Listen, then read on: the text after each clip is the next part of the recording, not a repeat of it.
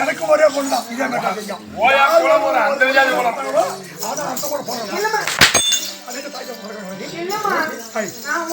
மீறவே மாட்டேன். எங்க அம்மா இருக்கிற கோபக்காரி எங்கெல்லாம் பேசாதுங்க அடிப்பான்னு சொன்னதுக்கு அப்புறம்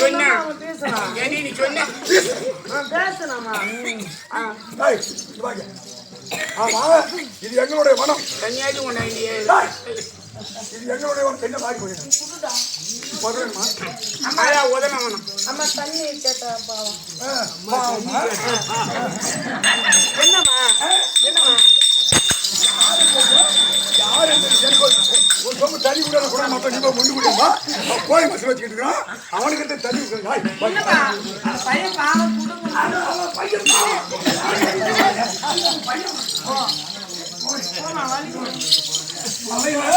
ஒரு சின்ன பாடு தெரியாத வந்து அவன் சின்ன மானியம்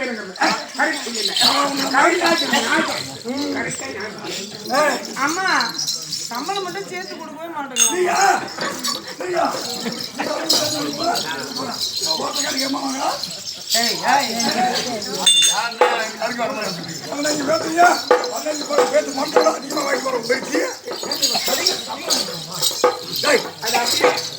யாராருக்கு என்னென்ன நடக்குமோ அதான் நடக்கும். அதுக்கு என்ன பண்றது? நான் பெரிய ஆளா இருந்து என்ன பண்ணுவேன்? இப்போ உங்ககிட்ட உதவுங்க.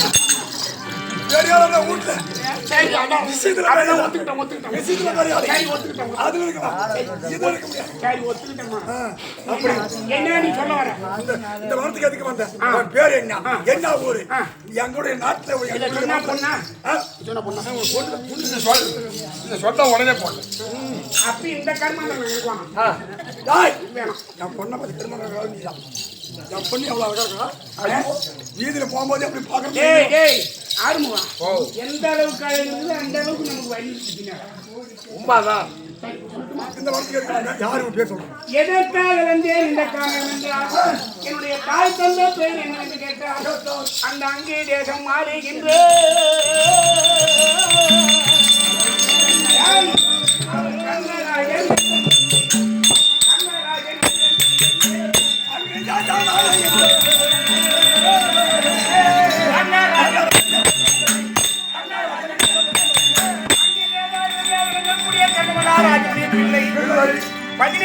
அவர்களிடத்திலே என்னுடைய சிறிய தந்தையார் விளங்கக்கூடிய அர்ச்சனமகாராஜனுடைய கைத்தனை கொண்டு அவரோ மரணம் அடைந்தார்.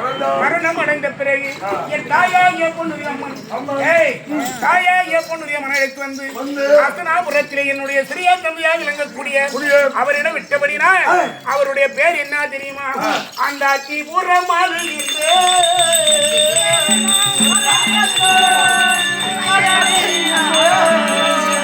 தர்மராஜன்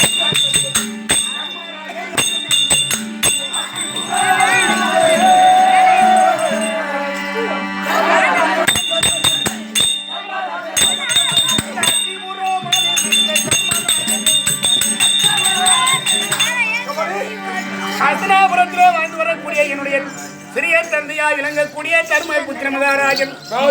அதன் பிறகு அதற்கு பிறகு பிறந்தவர் பலஜாலியாகிய விமஜேனன், அர்ஜுனன், நகுலன், சகாதேவன் என்று சொல்லக்கூடிய 50 போன்றவன். பயம் வந்து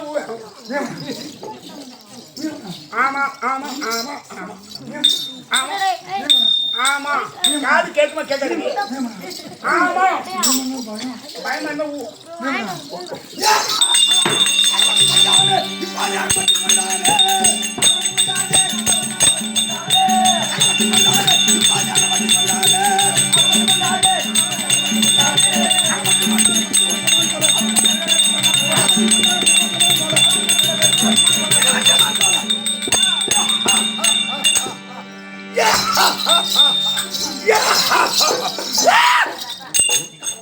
ஏண்டா அடிக்கடி இந்த சாமி கிளம்புமா?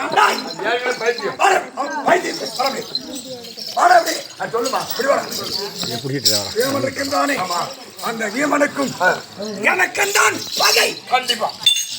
ஏனென்றால் என் பாட்டனாகிய சராசந்தன் மணிமாறன் சூரன் பக்காசூரன் இப்படி சொல்லக்கூடிய அசுராதிகளை அதிகாரி கருவறைக்கு கணேஷ் தெரியல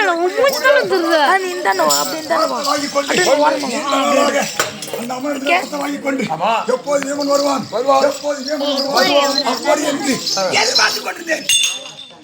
வரும்போது கானகத்தில் அழிஞ்சு தின்னு வரும்போது ஆனாது நரவாடை வீசுகிறது நரவாடை வீசுகிறது.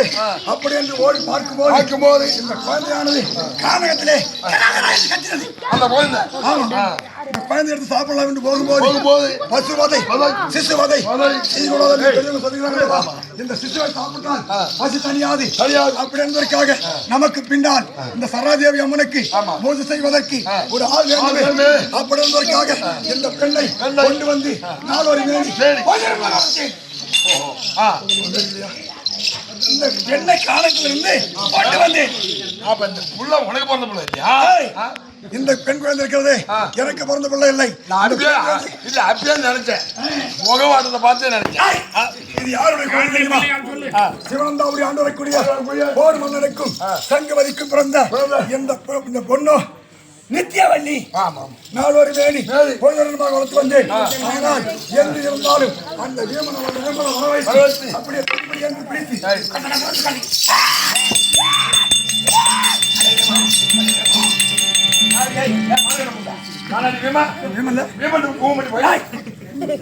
அந்த மாதிரி நினைச்சிருக்கிறான் அந்த வீமனை வர வைத்து நயம்பட வர வைத்து அந்த பைக்கு பை வாங்க வேண்டும். கண்டிப்பா கட்ட பை ஒரு குச்சி பை. ஆமா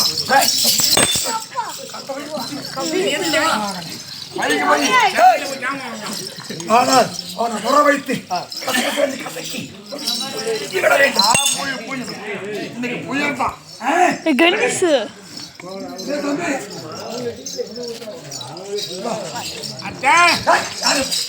என்னன்னு அந்த கருமாந்திரத்துக்கு தானே உன் சூத்தாலாம் உதவும். அப்படி கல்யாணம் பண்ணிக்கிறமா இருந்தா உங்க செத்த பண்ணு சொன்னீங்க. அந்த வீமனை யார் சொன்னீங்க? கல்யாணம் பாக்கு மாத்திரம் பாக்கு மாத்தி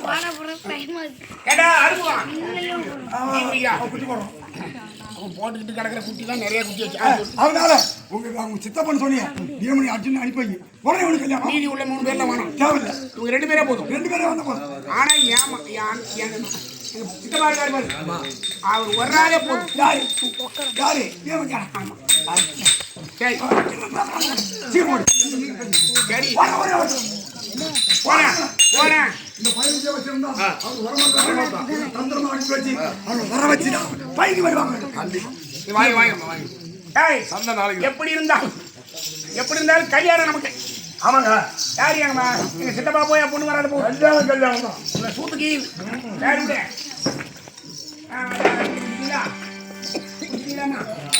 ஆட சந்தோஷம்